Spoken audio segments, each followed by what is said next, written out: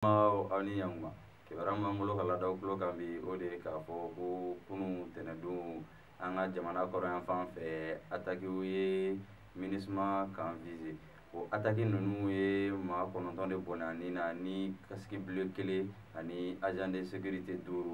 o ataki ninnu u ka fɔla k'a ma kɛ ɲɔgɔn fɛ ko ataki fɔlɔ ko tun bɛ ka MINUSMA ka kan min visé k'o bɛ Douentza de ko o ataki filanan k'o kɛra après midi kɔnɔna na o tun bɛ k'u ka quartier général yɛrɛ de visé Tɔnbukutu kɔnɔna na o y'a yira k'a fɔ ko maa ninnu minnu ye binkani wale ninnu siri kan ni quartier général la ko u maa ninnu dɔw fagar'u la ani ko mais nka u ma se ka dɔn maa sugu minnu de don mais u ka fɔla ko djihadistes de don ayiwa o tɛmɛnen kɔ ka bɔ yen kibaruya wɛrɛ min b'an bolo ka lada aw tulo kan o de ye k'a fɔ ko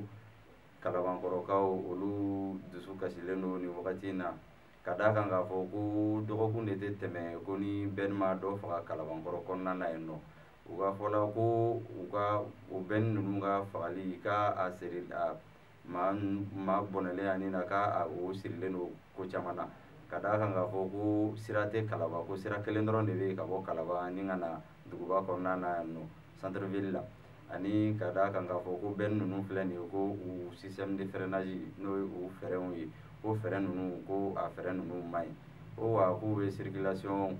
ɲagami maaw bolo tuma bɛɛ ayiwa an balimaw ni kibaruya ninnu de tun b'an bolo ka lada aw tulo kan aw ni ce aw ka kulomajɔ la